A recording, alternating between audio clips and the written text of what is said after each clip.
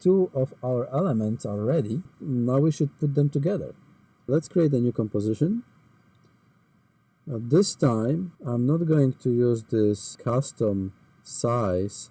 I'm going to go back to the presets and select the 720 HD.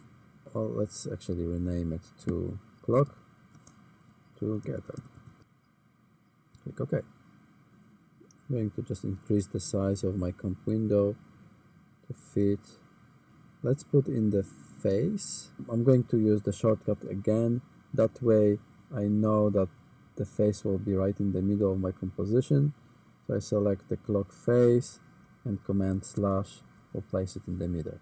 Another thing, we need to bring in the clock arm. I'm selecting it from the project panel, command / Good, so we have two assets placed correctly in our composition. Now we have to make them 3D. So let's go to this switch here, switch it now.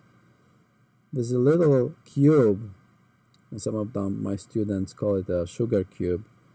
When you have that sugar cube, now you know that you can make the layers 3D. So let's select that.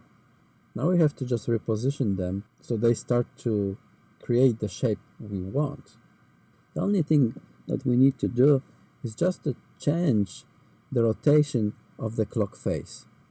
The arm is already sticking up as it should, but the face is just not in the right position.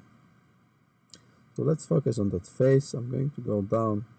Let's reveal the rotation property of the layer, and we'll need to rotate it on the z-axis, minus 90 degrees. And then while we did it, suddenly our artwork disappears. While it's still there, it's just because it's now its edges facing the camera, so it looks like is nothing there. But actually we can check how our artwork looks like if we change the camera mode. But now we are in the active camera. Just select the custom view.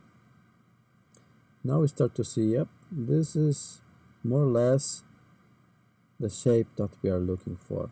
If you are in this custom view, if you select a camera tool, then just by clicking and you can kind of orbit around your setup here. Okay, so we're halfway there. Let's move on to the next part, which is going to be creating the digits that are going to represent the hours.